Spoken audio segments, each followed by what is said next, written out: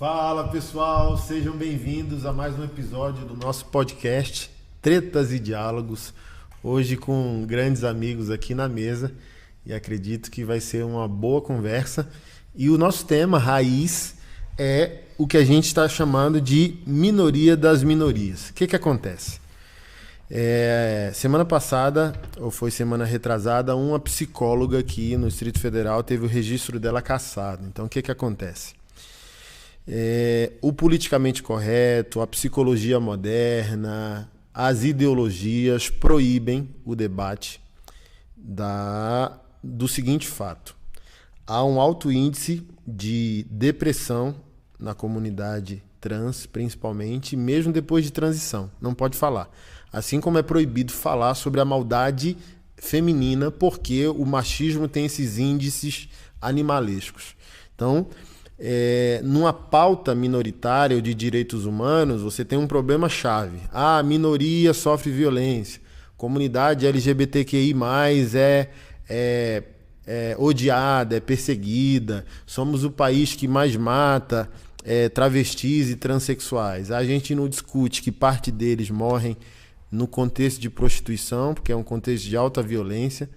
Aqui no Distrito Federal, no início do ano, janeiro, saiu a condenação de 5 travestis que matou uma transexual em plena luz do dia dentro do correio.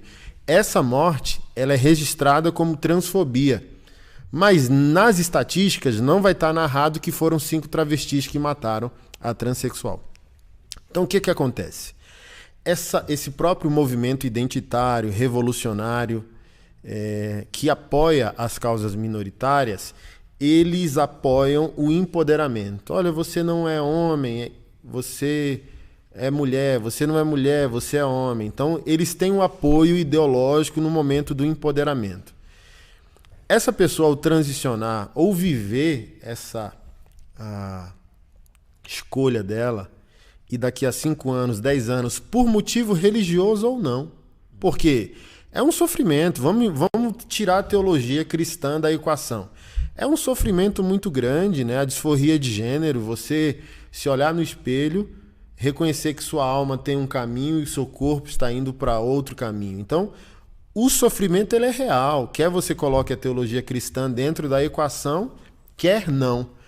Aí entra que todo esse politicamente correto, aí entra a questão do Conselho de Psicologia, a abordagem para tratar agora um membro da comunidade LGBT, QIA+, cada dia agregam mais uma sigla,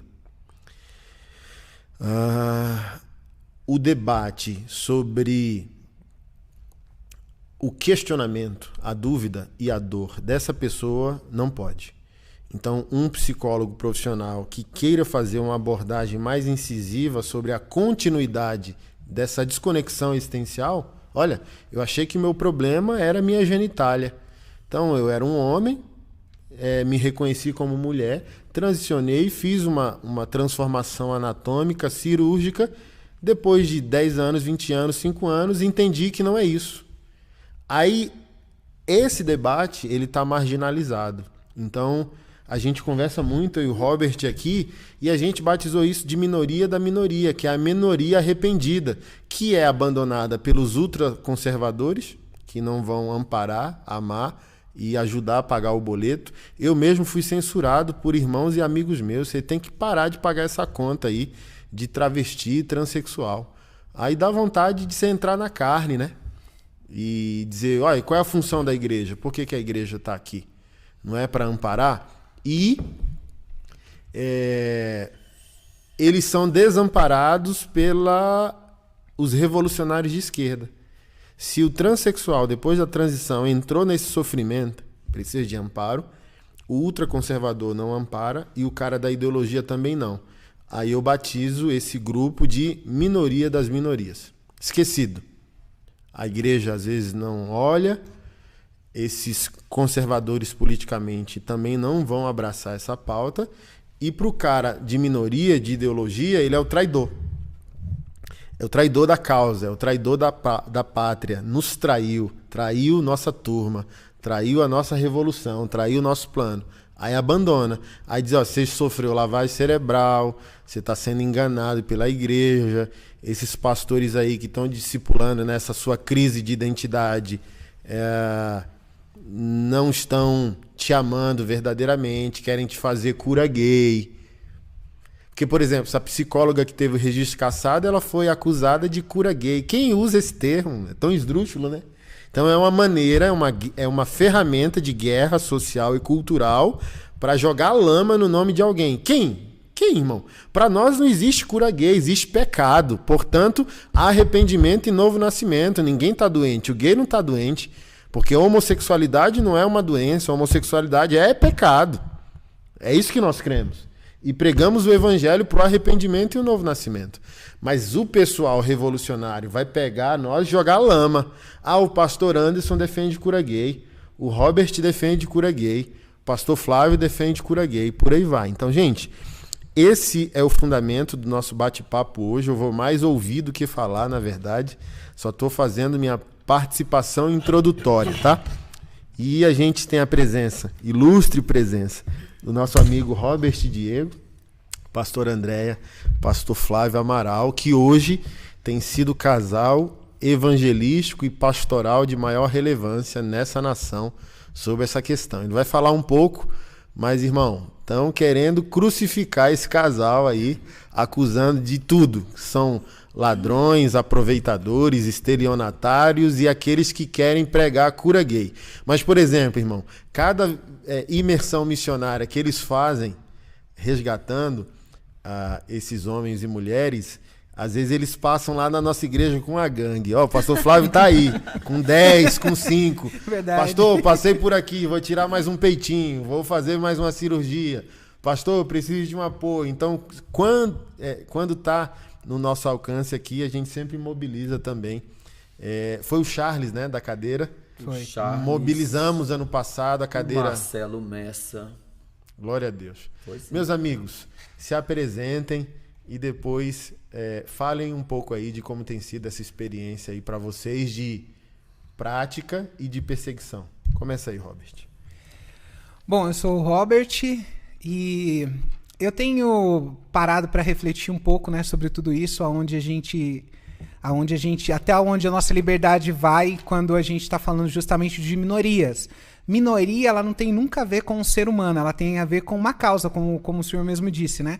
Se você é humano e você não faz parte da minoria, você deixa de ser humano, você não tem valor, não tem significado. E quando ela deveria justamente defender a pessoa, indistintamente de como ela pensa, né?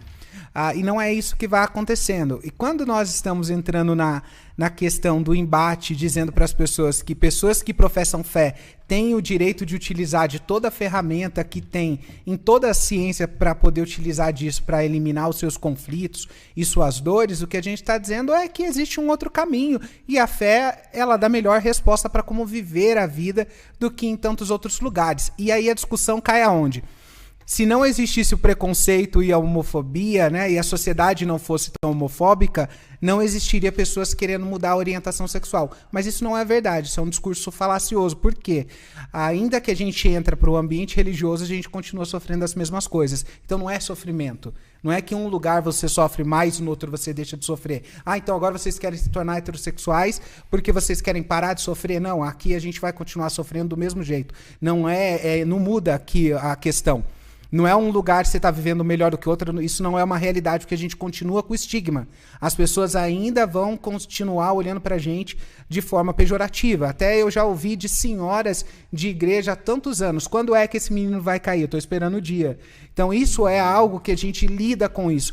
Então, lidar com essa realidade aqui não é minimizar o problema, é justamente solucionar o problema interior que a gente tem, que é a crise existencial, que talvez a psicologia não vai responder, a antropologia não vai responder, a medicina também não vai responder, porque o que a gente quer saber é de algo mais profundo, que vai dentro do coração e soluciona. E aí, quem eu sou, para onde eu vou, qual que é a minha realidade, qual que é o meu futuro? E são essas coisas que a gente coloca na mesa. Por isso que quando a gente está dizendo que as pessoas têm o direito de buscar um auxílio, é justamente porque, enquanto cidadão, nós temos direito de tudo aquilo que oferta a todas as pessoas. Todos nós somos iguais diante da Constituição. E por que a nós é vetado o tratamento, ou lidar, ou o aconselhamento que seja com a psicologia, utilizar dela? Até que eu, de certa forma, olho para a psicologia de uma forma um pouco mais pessimista. Eu acho que ela chega só até um certo ponto. E o campo da teologia a gente consegue ir um pouco mais profundo. Quando a gente traz o debate da homossexualidade para o seu lugar, que é como o pastor acabou de apresentar, a homossexualidade como um pecado,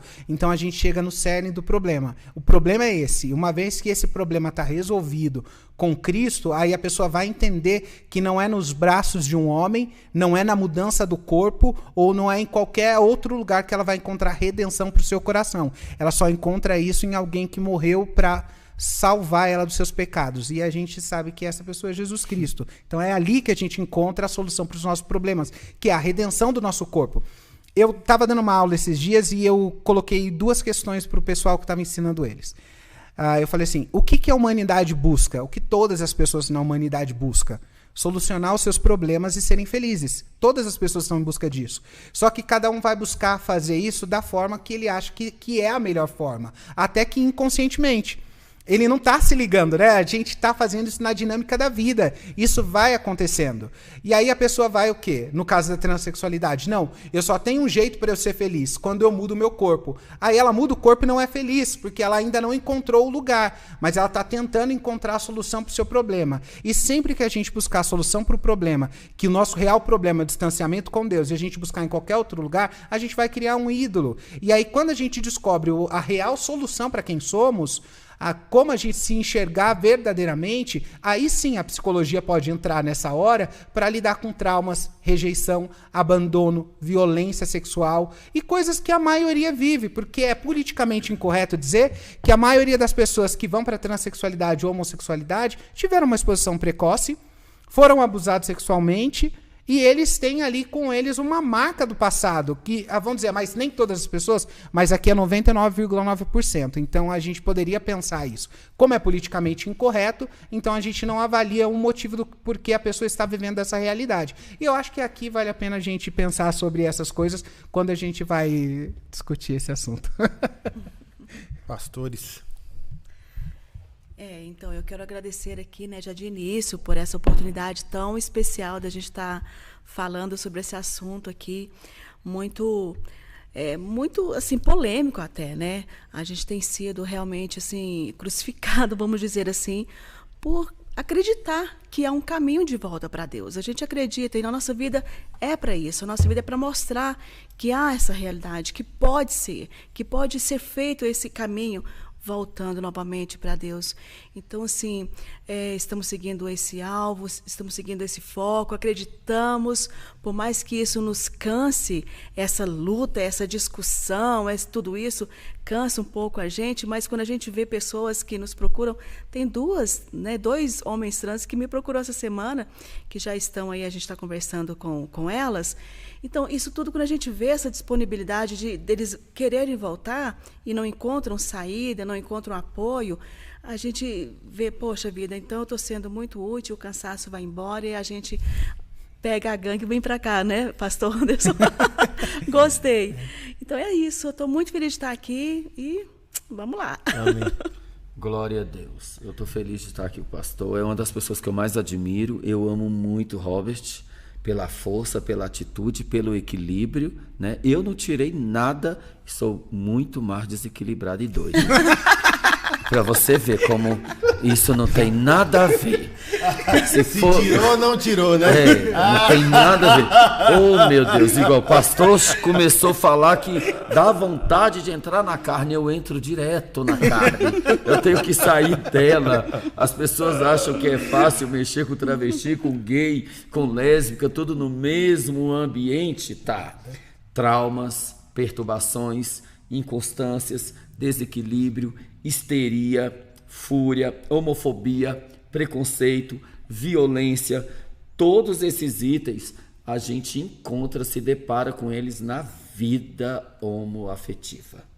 na vida, na transexualidade. A gente encontra entre eles, junto a eles, com eles, e faz parte disso. A gente se torna... Eu fui para a homossexualidade com 15 anos. Eu tive minhas primeiras, apesar de, quando criança, ser vítima de pedofilia e abusos sexuais. Com 14, 15 anos, eu tentei e fiquei dividido entre homem e mulher, gostando mais de homem. Eu entrei e mergulhei aos 15, 16 na homossexualidade, virei travesti. Travesti, conheci a rua, a prostituição. Me encantei pelo mundo gay, GLS. Na época era gay, lésbica e simpatizante. Eu era dono de boate gay, dono de um bar de lésbica, tudo aqui em Brasília. Samambaia não existia, tá? Existia. Um monte de barraquinho, com um monte de antena pra cima. Rapaz, minha avó ainda tinha... E eu tomava banho no chafariz na Samambaia. Nascido e criado em Brasília. Vejo a minha cidade natal crescer tanto, com ela crescer o ativismo, a homofobia e o preconceito e o racismo e a intolerância, ela é muito mais predominante no meio LGBTQI+, mas os que não aceitam quem quer deixar de ser. E eu costumo dizer, eu faço parte dessa sigla, já que vocês querem. As pessoas me atacam muito e dizem, Flávio, você deixou de ser travesti? Mas você nunca saiu do mundo gay. Mas o mundo gay nunca saiu da minha vida. Eu tenho um chamado. E essa semana eu disse, Senhor, eu disse isso em hotéis, em casas, em retiros. Eu falei, Senhor, se o Senhor quer mesmo que eu exerça essa obra, eu não estou barganhando com Deus. O Senhor derruba os derrotados, os medíocres, os hipócritas, os mercenários, que ao invés de me ajudar a salvar uma vida, que hoje tem uma do nosso lado, na nossa casa. A semana passada tinha 3, o mês passado tinha 4. Toda semana, nossa vida, nós morremos para o mundo, nós perdemos a vida, perdemos a privacidade, perdemos a liberdade.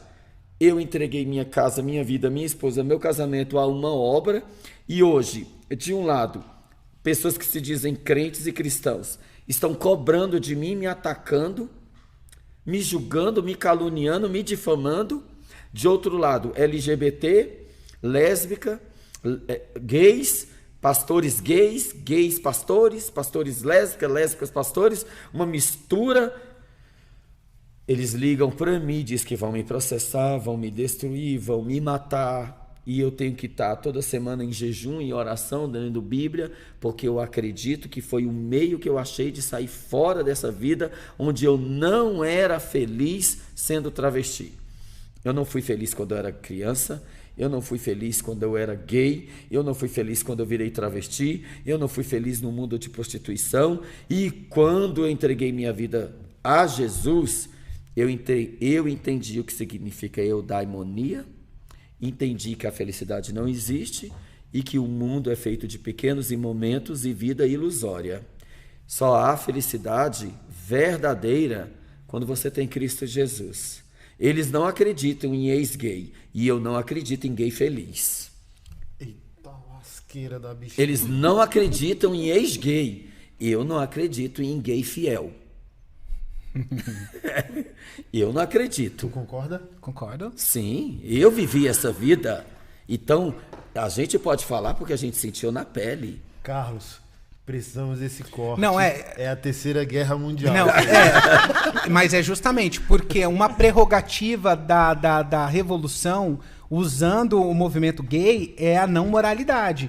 Então, se um gay ele tenta ser moral, ele já está quebrando um pressuposto da luta. Caramba! Porque ele está olhando a partir de onde que é essa moralidade? De uma ideia cristã que você tem que casar e fazer família? É o vídeo daquele militante. Então, assim, o que você quer dizer é que o homossexual, ideologicamente, ele não é uma pessoa, ele é um instrumento de revolução. Ele é um instrumento de revolução, é a minoria. A minoria é um instrumento de revolução. Se você não participa desse instrumento e nem fala, sobre a mesma língua que eles, que é a língua revolucionária, você não é útil, você não participa, né? E pastor, o engraçado que a gente precisa, né, lidar com, tanto com a ignorância que é do lado de lá, né, que a luta revolucionária a gente sabe como que ela é, mas ao mesmo tempo a gente tem que lidar com a imbecilidade de muitas pessoas que falam, né, e as pessoas lidam com a paixão. O que eu estava fazendo a crítica ao pastor Flávio em casa, falei, pastor Flávio, o problema é que a maioria das pessoas hoje na sociedade, elas acabam ouvindo o quê? Ouvindo no coração. Então elas não têm como filtrar o que está sendo dito, porque tudo elas estão tirando dos sentimentos que elas têm. E aí, se o pastor fala de um jeito mais agressivo, eu não gosto porque ele fala agressivo, mas ainda que o que ele fala é verdade. Porque não me interessa o que ele está dizendo, me interessa como ele está falando. E aqui eu coloquei o exemplo clássico do Lula e do Bolsonaro. O Lula fala mansinho e leva você para o inferno e suga tudo que é seu. O Bolsonaro fala um pouco mais grosso, fala um pouco mais besta, fala palavrão, e as pessoas preferem o ladrão governando do que o cara que fala um pouco mais duro. Porque a população lida assim. Então, quando a gente não está analisando as pessoas friamente pelo que está sendo dizendo, o que está sendo dito, à luz das escrituras, principalmente que um cristão precisa ter essa métrica, aí a gente vai dar ouvido até para Satanás, usando a vida de pessoas que estão aí dizendo, eu sofri, porque não me deu nem de comer, como que a gente ouviu do Senhor, né? Eu acompanho o Senhor, caminho com o Senhor, conheço o seu coração, eu falo muito também do pastor Anderson, conheço o coração dele, sei como que é o coração dele e conheço o seu coração, e as pessoas vão atingir justamente no lugar que é uma inverdade, porque as pessoas julgam a partir do quê? Do jeito que se faz, né? Como o Senhor está fazendo e não quem o Senhor é. Porque quem o Senhor é, quem vai atestar isso, as pessoas que andam contigo. Então, diante de toda acusação, diante de toda mentira, não se preocupa, porque existem pessoas sinceras e verdadeiras que estão olhando e estão prontas aqui para dizer, pastor, o caminho é esse. Aí quando essas pessoas que estão aí tentando causar todo esse alvoroço, é para desestabilizar o coração de vocês. Mas Deus na caminhada vai sempre colocar pessoas para caminhar com a gente, alinhando os nossos passos. O ferro como afia o ferro, assim é a nossa caminhada. A gente vai se encostando, se ajeitando. Quem não se encosta, não se ajeita, é porque não nasceu de novo, não teve ainda esse brilho, né? E aí a gente tem que lidar com o joio achando que é trigo. E a gente tem que lidar com o travesti que está 8 anos na caminhada achando que é convertido e o povo acredita nessa idiotice. Da voz mansa. É porque fala direitinho, fala mansinho, né? E o povo acredita nisso. Então tem crente que tem pouca sabedoria para lidar até com os crentes. Imagina com quem não é crente. A primeira coisa que eu vivi assim que eu me converti foi, eu me converti numa quinta-feira, tive uma experiência com Deus, no sábado o Senhor converteu meu coração, na quarta-feira eu já estava trocando de roupa, amarrando minha prótese de silicone de 600 ml, nunca mais me vesti como uma mulher, por quê? Eu encontrei o Deus verdadeiro. Quem encontra o Deus verdadeiro, o Senhor cria todos os caminhos. O Johnny chegou na gente porque Deus falou pro Johnny, eu vou preparar todos os caminhos para você. O Johnny chegou no pastor, chegou em mim, chegou no Senhor e a obra foi concluída. Então tem muita gente que tá aí só pela polêmica, tá aí só pela discussão infrutífera, mas a gente não perde tempo olhando para cada cachorro que late no meio do caminho, porque senão a gente não vai chegar no lugar que a gente precisa chegar. Glória a Deus. É isso aí. Indo para um ponto sensível dos dois extremos, que é... Eu ouvi certa vez de um pastor em Anápolis, né? Me horrorizou muito na época.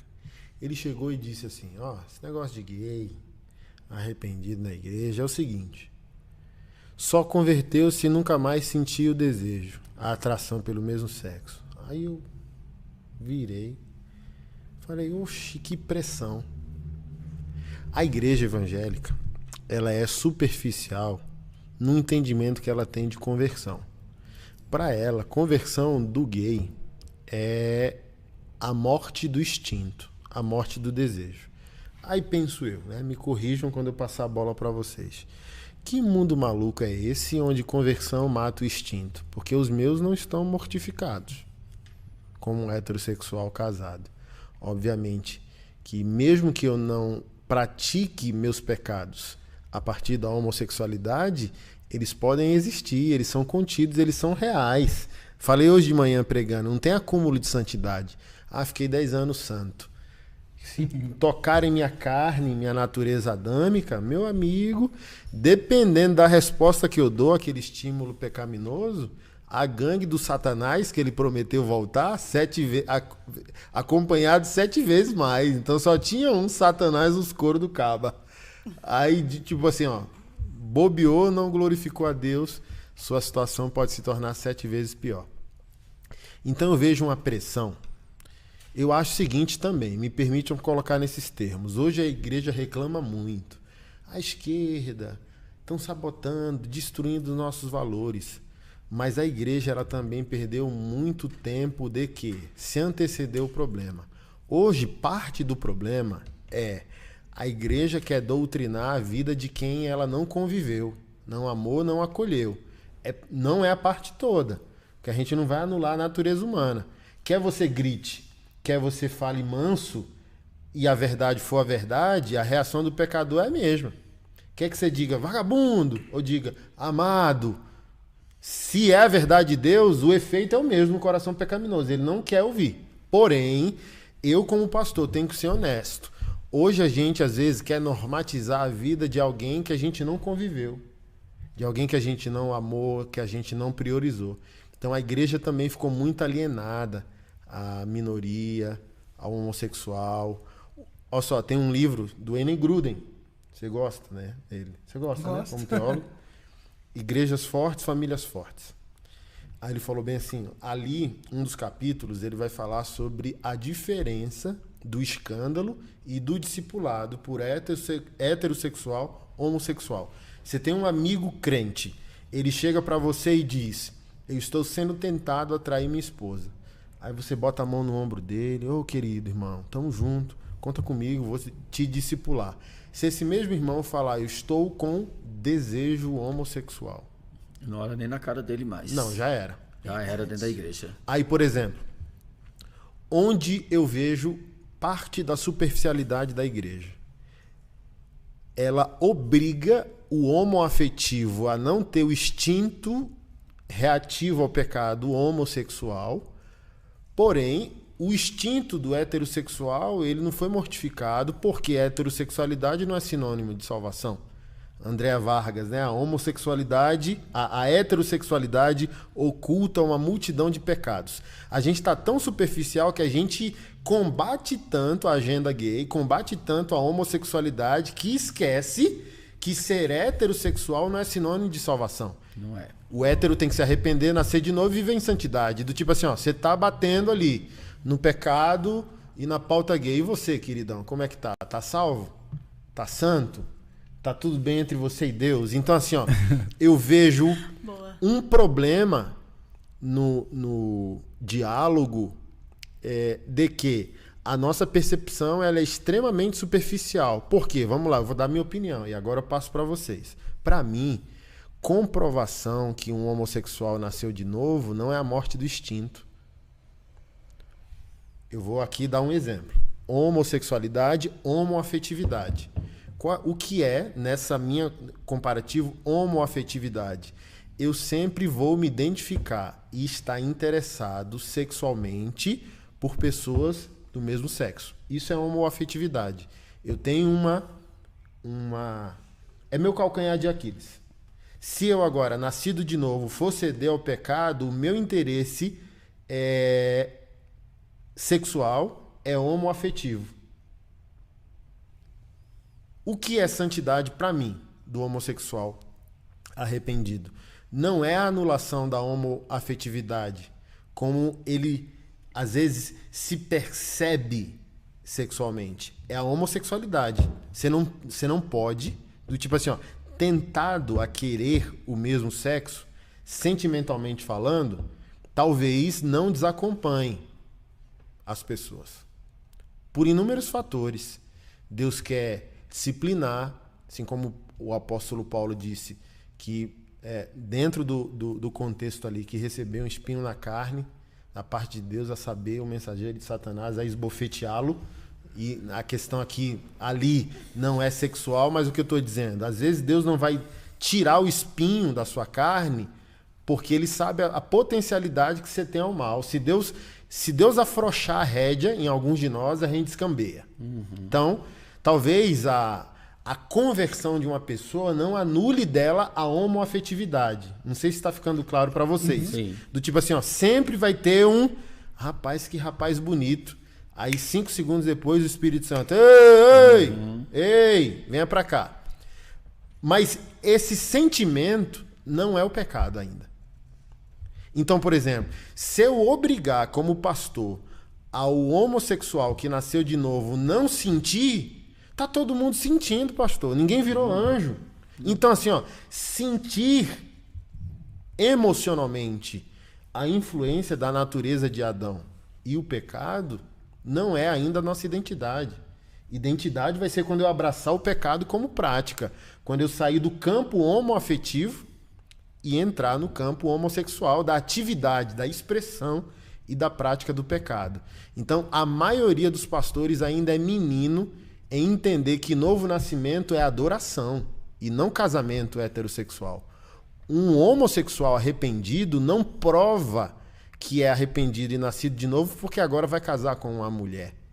Porque dependendo da profundidade de resposta, da soberania de Deus atuando na vida daquela pessoa, do interesse que ela tem de casar, ela vai dizer, meu amigo, eu já transei tanto nessa vida velha de meu Deus. É o que eu digo. Que eu não quero mais não, quero nada. Fora. Não, dá dor de cabeça demais. Quero casar não, vou comprar um cachorrinho e vou fazer a obra de Deus. Aleluia. Então, por exemplo, você pega ali o Geraldo, né, do Caverna. Tá vivo ainda? Tá vivo. Graças então, a não Deus. sei como ele tá, né, hoje. Mas na época que eu conheci ele, que foi na época do pastor Fábio, morreu em Cuba, fazendo missões, do tipo assim, ó, não, eu vou viver para a glória de Deus, eu vou viver para um propósito. A gente força isso, tem que falar como homem, coçar o saco, gostar de arma. Coitado de mim, né? Tipo assim, ó. Do tipo assim, ó. Vou imaginar. E é uma maneira equivocada, bicho, de ensinar novo nascimento. O que é novo nascimento? Houve uma metanoia tão grande que você entende que não pode mais viver em pecado, agora você vai viver para a glória de Deus. Mas o que o pecado e Adão vai ficar fazendo? Ei, tô com saudade, hein? Tô com saudade, hein? Isso nunca vai sair, macho. Tipo assim, ó, dependendo da decisão, a gente vai ficar forte, igual eu falo. Eu falo e não temo estar sendo mal interpretado de, sei lá, orgulho, arrogância. Mas o tipo assim, ó, eu não vou trair a Keila. Nunca vou traí-la. Porque eu sou melhor, porque eu sou santo, porque eu sou bichão. Não, porque eu fiz um cálculo de burrice e inteligência. 22 anos depois de nascer de novo. Levantar a régua nesse país como eu levantei, brigando com quem eu briguei. Pastor Flávio, Robert, daqui a 10 anos, ter que evangelizar meus 4 filhos. Evangelizar minha esposa, que eu arrebentei a vida dela. Falei, burra eu não sou, macho. Entrei numa fila, tô chegando perto do caixa para ser atendido, aí eu falo, não, eu vou pecar. Aí o Senhor me coloca lá... No final da fila. Não, eu falo tá isso louco. sempre. Não, mas assim, ó, isso quer dizer que eu não tenho desejo? Isso quer dizer que eu não quero trair a Keila? Isso quer dizer que outra mulher não me atrai? Não, é mentira, pô. Eu ainda não tô glorificado, minha matéria tá aqui. Eu olho para uma mulher e digo, uau... Aí o Espírito Santo diz, uau, o quê? Não vou olhar a segunda vez, saio correndo. Sim. E mudo o olhar, desvio o olhar. Então, essa tese que homossexual que nasceu de novo deixou de sentir-se e de sentir atração pelo mesmo sexo, para mim, né? É uma falácia que, por exemplo, leva as pessoas a um nível de desespero tão grande que elas acham que não converteu. Sim. Então, se a igreja está me pressionando, dizendo que eu não devo sentir, eu estou sentindo, então eu não amo tô Deus. Liberto. Eu não estou liberto. Eles falam não. isso, não tô liberto. E santidade, gente, não é sentimento. Santidade é guerra. É atitude. É atitude. Santidade É assim, ó. atitude. É você como José correndo pelado, meu amigo. Mas correndo, tipo assim, ó, não vou ceder ao pecado. Não quero. E aí, gente? Conversão gay. Tá. É ausência de sentimento gay. Olha... Vocês tiveram dias maus? Vocês têm dia mal? Tem. Eu tenho. O Paulo tinha um espinho na carne, eu tenho uns 300. Tá? Eu tenho 300 espinhos na carne. Tem tanta coisa que eu tenho vontade de fazer e não faço. E quando eu me explodo nas redes sociais, a primeira coisa que os incautos falam não é crente. Sim. não é pastor, Sim. não é comportamento. Mas eles não demonstram nas redes sociais o que eles são no seu dia a dia. Eu demonstro. Ok. Eu levei a minha vida muito a sério para as redes sociais. Por quê? Porque foi bem no auge da pandemia, foi no auge onde um travesti caiu, um ex-gay, um ex-travesti que o deputado e pastor Marcos Feliciano levou à mídia, o ex-travesti caiu, escandalizou, e eu falei, não, eu não. Eu mesmo sendo travesti a vida toda, ou gay, ou criança gay, eu decidi amar uma mulher, dar o meu corpo a ela, amar ela, e passei a amar a minha mulher. Passei a conseguir a rejeitar a homossexualidade, o sentimento homoafetivo, mesmo quando muitas vezes antes de casado com a Andréa, eu senti atração, desejo, admiração, e o Espírito Santo falou, não, olha, rejeita. Eu rejeitei. Ao sentir prazer, desejo, tesão, atração física, ao me deleitar no corpo da minha mulher e conhecendo a palavra, eu consegui vencer a homossexualidade. O desejo homoafetivo eu não sinto mais. Glória a Deus. Não vou dizer que sozinho, abandonado, rejeitado, divorciado, viúvo, a carne não grite por alguém. Eu não sinto atração, desejo, vontade. Eu sabendo e conhecendo a palavra, eu vou dizer o que você disse. Não quero trair ao meu Deus. Quem não trai Deus, não trai a esposa. Quem rejeita o pecado, não trai a esposa. Mas a minha natureza, e o Pedro não escreveu, sede santo em toda maneira de viver. Eu venho cometendo deslizes na minha natureza, na ira, na fúria, não deixa de ser da carne. Eu entro na carne, eu entrei na carne. Eu tive um mês, eu tive aqui... O dia do meu aniversário eu estava na igreja Vivo por Ti. Eu cheguei dia 1º de fevereiro. Até o dia de hoje, 1º de março, eu tive o meu pior mês em 16 anos de cristão. E eu quase passei fome. Eu nunca tive dinheiro para comprar um sanduíche. Eu demorei quase 15 anos para poder conseguir ganhar. Eu ganhei um automóvel para fazer a obra de Deus. Eu ganhei uma estrutura ministerial nas redes sociais. A minha casa é cheia de travesti, de gay e de lésbica e de homens trans. É a minha casa. Eles dizem, tive um encontro com Jesus e não quero mais essa vida. Alguns querem casar, outros não querem casar. Eu quis casar. Eu luto com a minha natureza, com a ira, com a fúria, com as palavras que saem da minha boca. Eu tenho que me policiar. Esses dias eu senti Deus tocar na minha boca a ponto de dizer, nunca mais fale palavrões. Hoje mesmo, quando eu quase falei, eu bati na minha boca dentro do carro. Tava só eu e a Suzana dentro do carro. Tava só eu e a Suzana, mas tá melhorando a cada quando eu ia dia. falar um palavrão, a Suzana olhou para mim, falo mais não falo mais. Eu não quero mais trazer escândalo para as pessoas que acreditam que através da minha vida, dezenas de travestis tiraram a prótese, silicone. Vamos receber mais 2 agora. Vamos receber 2 que está com a cirurgia paga. Nós já pagamos a cirurgia de restituição das mamas da Suzana. A Suzana está fazendo...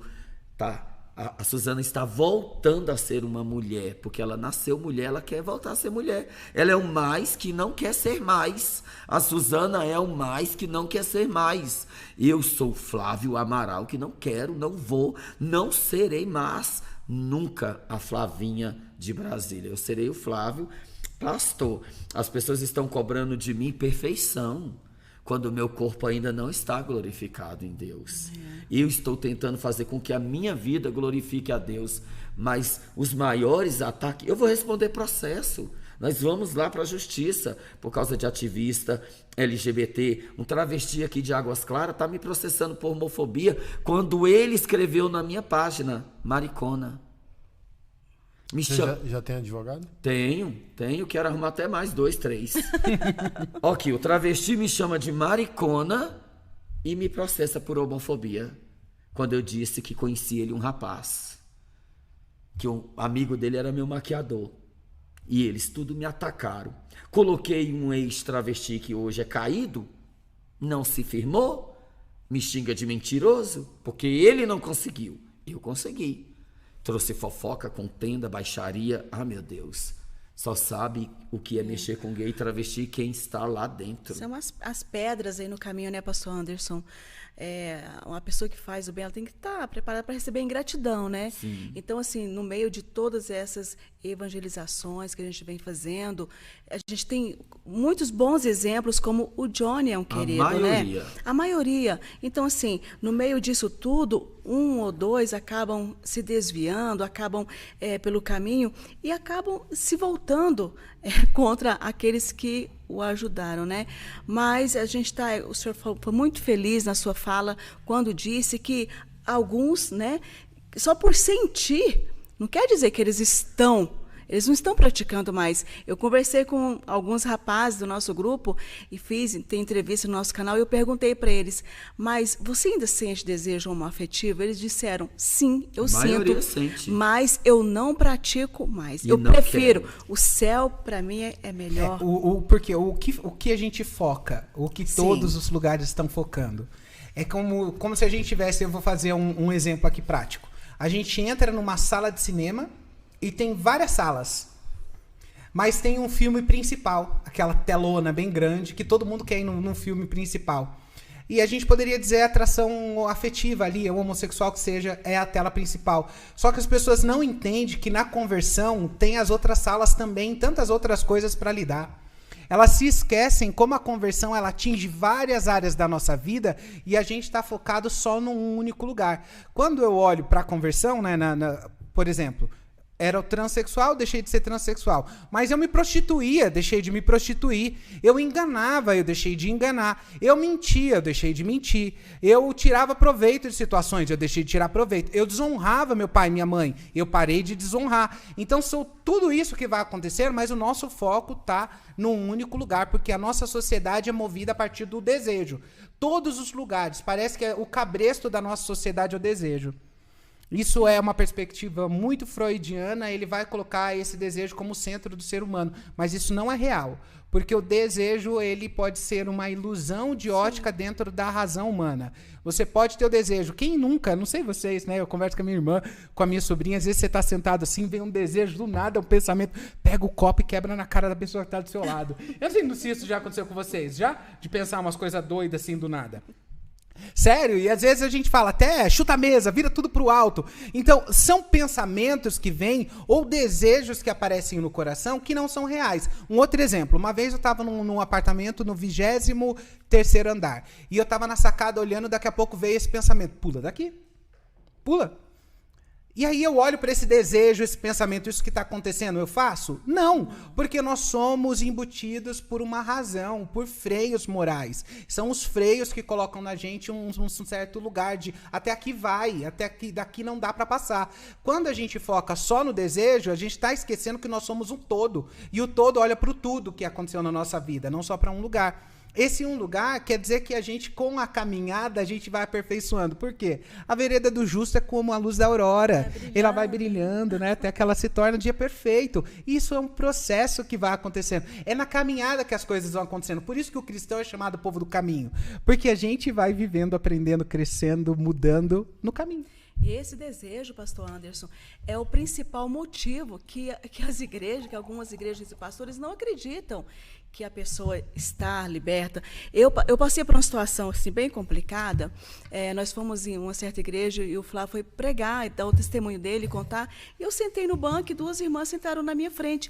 E uma cotovelou a outra e disse, você acredita nisso? Ex-gay, que não sei o quê. Eu não me casaria nunca, não sei o quê. E eu ouvi tudo aquilo. Depois que terminou o culto, eu chamei aquelas duas irmãs e disse, irmã, vem cá, deixa eu conversar com você. Por que você acha que o seu marido é mais homem que o meu? Eu sou esposa daquele homem lá. Eita. Que vocês estavam falando. Peguei. E falei, por que você acha que o seu marido é mais homem que o meu? Porque o pecado do meu marido estava exposto. Todos viam que ele era um travesti. E o seu marido?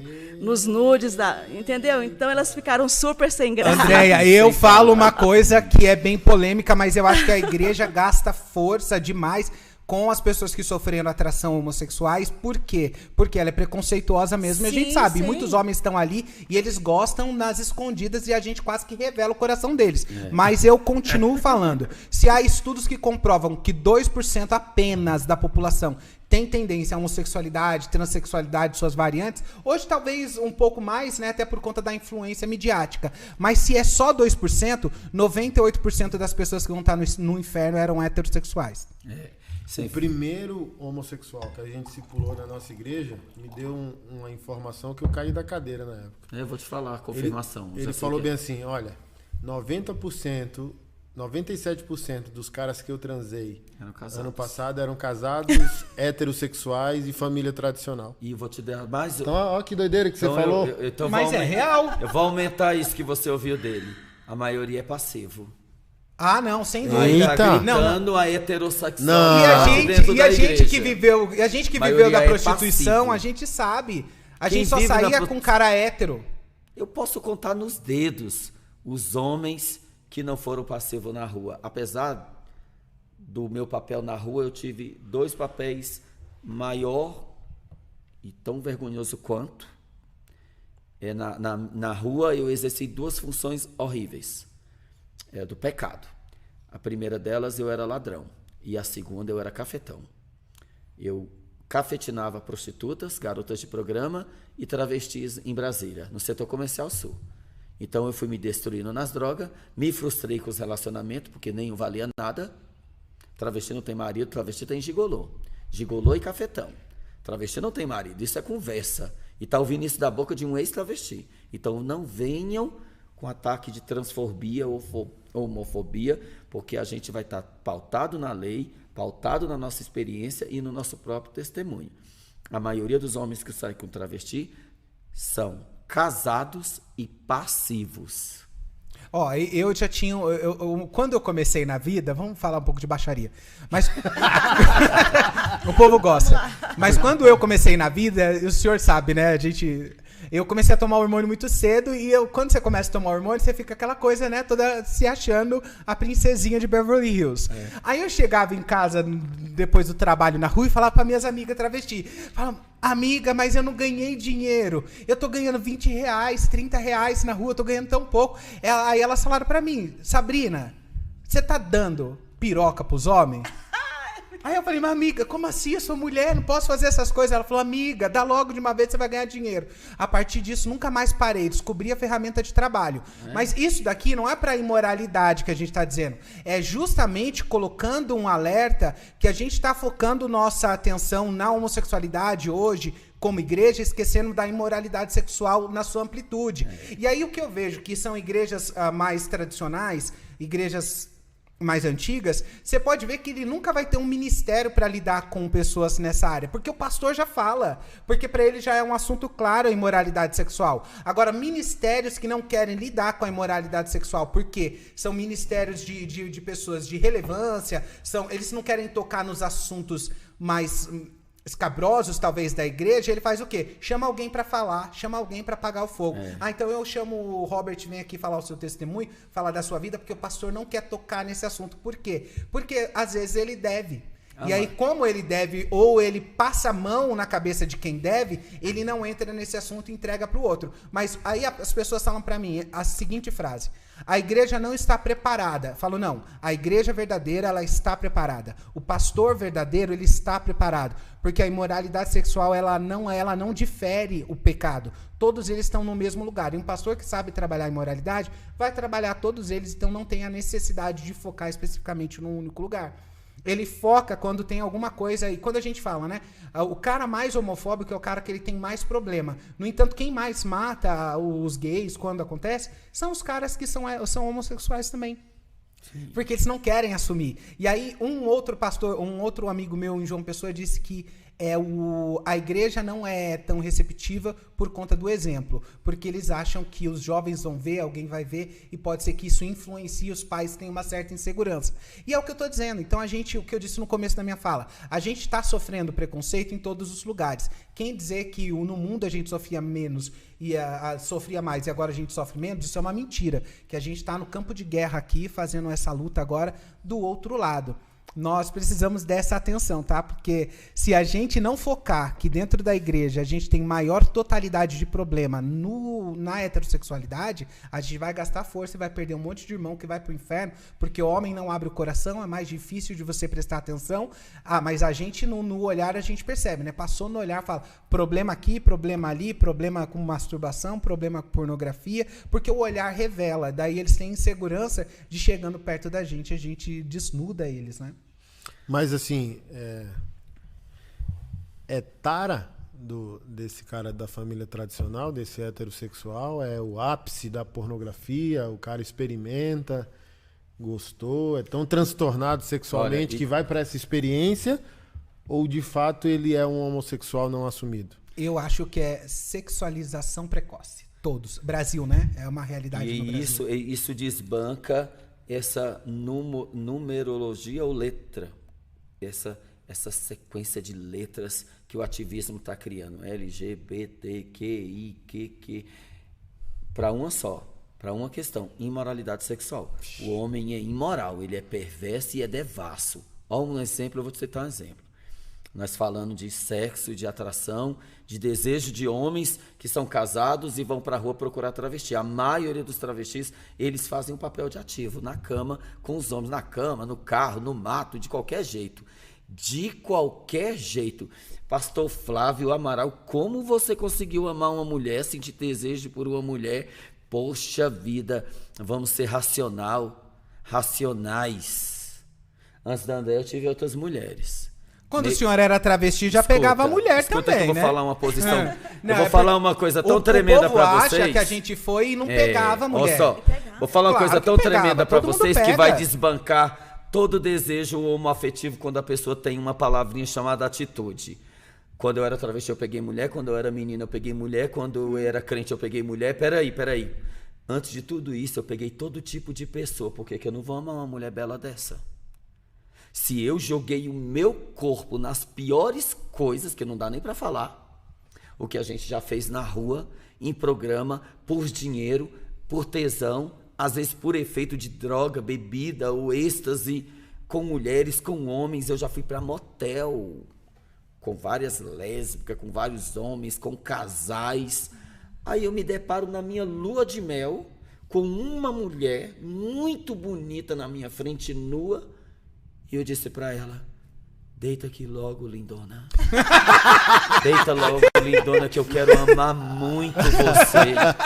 Porque eu já tinha pegado tanta carcaça nessa rua. Eu já estava anos sem saber o que era me deleitar no sexo. Agora, o sexo... é diferente, né? O sexo santo ao lado da minha esposa. Por amor, né? Não por valor. Por amor, não por valor, não por mecânico, não por obrigação, não por imposição, nem por fingimento, não por esconder. Não, eu estava ali livre, leve, solto, com Júnior pegando fogo. Aleluia! Glória! Como diz o Claudinho, o cajado de Moisés. Mas o que a gente precisa muitíssimo desmistificar é que as pessoas acham que a gente viveu numa sexualidade que era fixa. Quer dizer, que só com homem, só sai com homem. Não, gente, desmistifica isso. A maioria das pessoas que eu conheço...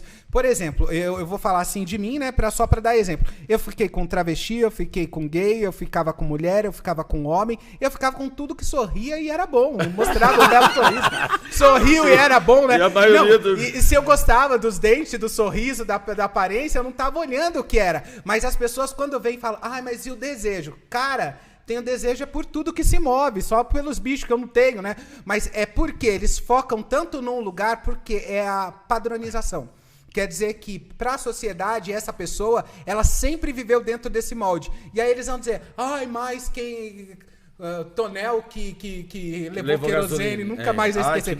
Mas eles vão dizendo isso, estão se esquecendo que a gente não tinha só uma sexualidade fixa, Quer dizer que a gente estava dentro da fluidez do que acontecia. Então, hoje, cair para homossexualidade, para heterossexualidade, né? Ou ir direto para heterossexualidade, gente, é mais simples, é uma condição, é um comportamento. Você vai desenvolvendo isso. Daqui a pouco você vai vendo o brilho da mulher de uma outra forma. Eu não caso, quando eu falo de casamento e eu pego um pouco pesado nisso, não é porque eu não vejo a beleza da mulher e o seu valor. Claro que eu vejo. Ninguém ama alguém como uma mulher, ninguém vai amar. O amor de uma mulher é algo imensurável, não dá para comparar. E a gente que viveu na busca do amor, quando você encontra essa mulher, né? O amor, e eu olho, eu sou romântico pra ver, né? Só que diante desse amor todo, dessa beleza toda, que você já saiu da sexualização, de olhar pra mulher como um objeto, e já tá vendo outros valores. Mas o problema é que a mentalidade sexualizada vai olhar pra mulher que o corpo dela não é como o corpo de um homem, mas é que você tá olhando ainda de forma sexualizada. Sai desse lugar. Olha pra ela, as vantagens, a qualidade, a beleza, a fidelidade que uma mulher tem, como ela vai te amar. A mulher ama coisa que ninguém amaria. A mulher vai na sarjeta buscar um cara que bebeu a noite inteira, vai levar ele pra casa, dar banho nele. Mulher faz coisas que ninguém faria. Por quê? É um amor diferenciado. E aí a gente tá querendo o quê? A gente tá querendo um corpo? Cara, mas você já teve corpo na vida. Um monte de corpo não te satisfez. Busca outra coisa. Busca a alma, a espiritualidade, essa junção, que é esse casamento, né? Quando você faz e ali tem paz, é a beleza. Eu sei apreciar. E por isso mesmo eu sei dizer que o casamento é um dom. Glória a Deus.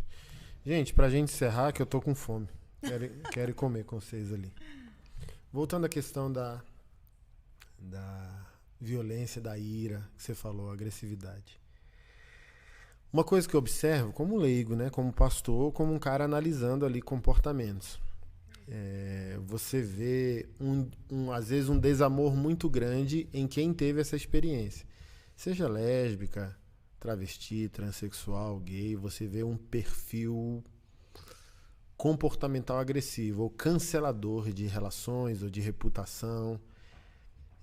Quando você diz que você luta contra o pecado da ira, você acredita que é algo, a herança de Adão em Flávio Amaral, ou a tese de que todo o ambiente da minoria é um ambiente da barbárie, da violência, da guerra.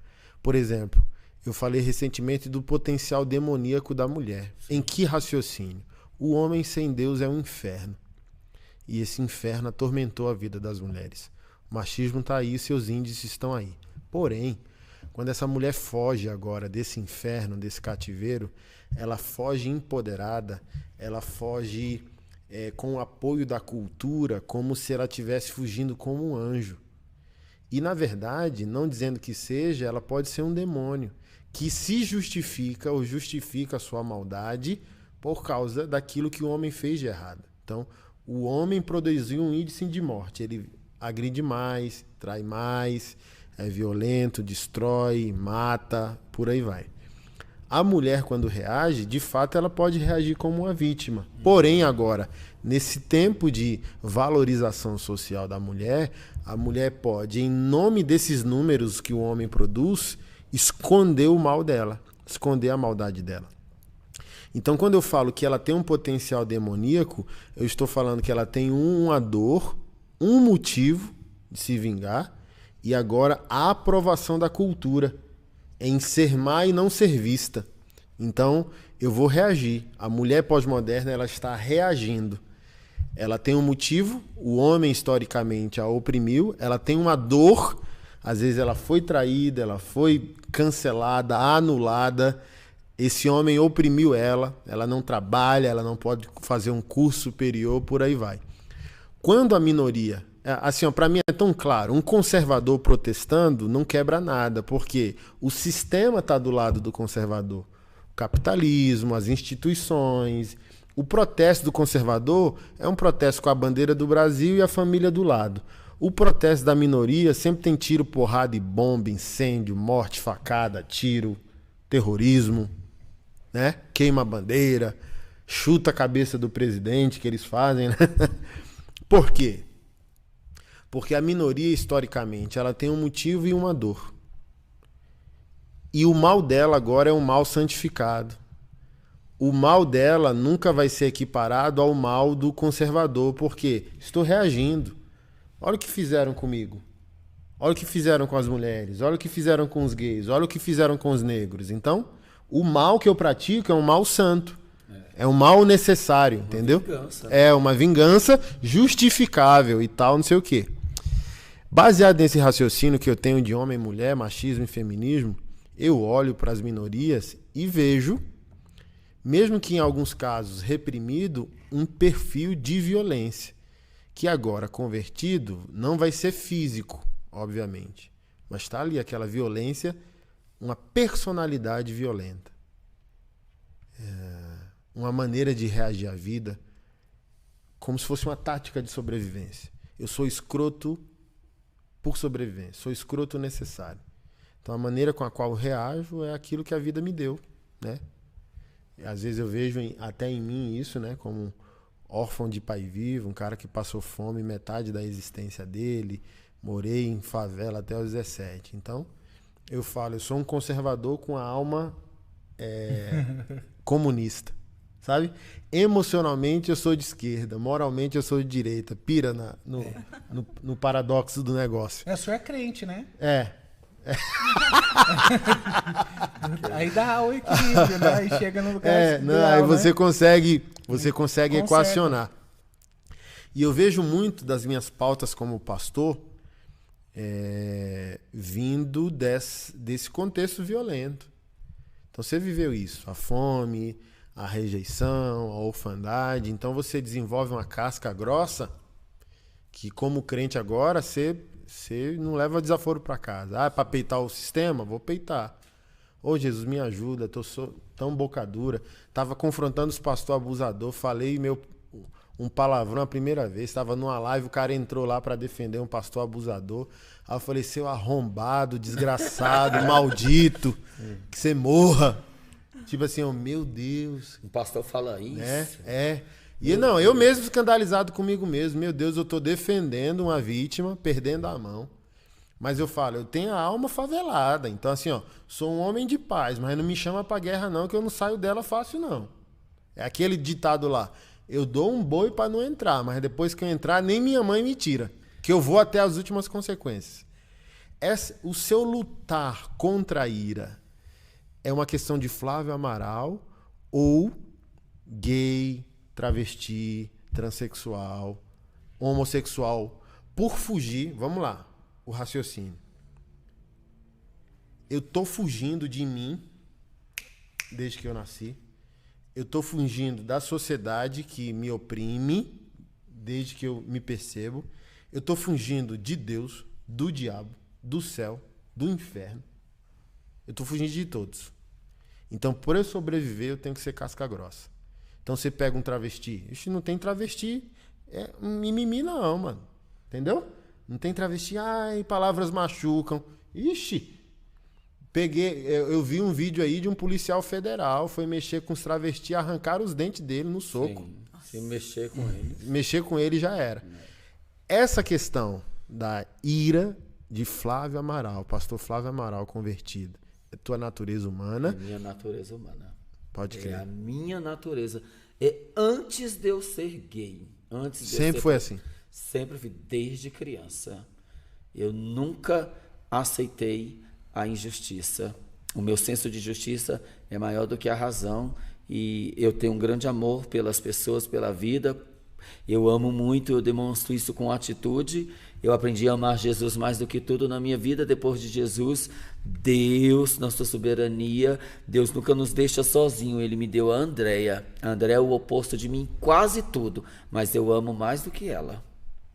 Eu amo mais do que ela me ama. E eu amo mais alma do que até ela mesma. Eu faço mais o bem do que ela. E às vezes você perde a mão na ira por amor. Por palavrões, por xingar, por brigar. Isso é muito louco, né? E, assim, ó, Salomão diz o seguinte: leais são as feridas feitas pelo que ama, porém o inimigo multiplica beijo. Mas tá aqui uma pessoa amorosa, pacífica, mas ela não é sacrificial. Aí você vê um cara descontrolado, mas ele diz, eu te dou a minha vida. Exatamente. Muito louco, né? A leitura da minha vida. Porém, os que me discriminam, me condenam, me caluniam, me difamam, não se sacrificam. Além disso, eles querem que eu morra. que eu vá pro inferno. É o ódio do que bem, eu né? vou preso, que eu sofro acidente de carro.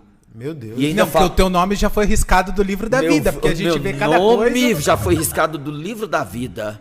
Eu traio, eu minto, eu roubo, eu destruo. E eles querem ver o meu fim. E o mal sou eu. Mas vamos lá, vamos linkar para ver se você... esse cenário social, principalmente quando se torna profissional do sexo, é um ambiente violento que forma a alma a ser violenta? É o ambiente da rua, né? Na rua você tem que sobreviver. Na rua você fica pior Na do que rua você já você tá lidando com gente de várias idades, contextos sociais, de realidades opostas. Eu lembro que uma das minhas primeiras experiências na rua foi o cara dar um tapa no meu peito e falar que eu deveria pagar para ele todos os dias R$30 porque ele queria aquele dinheiro, sendo que eu achei que era uma paquerinha, um amorzinho de criança.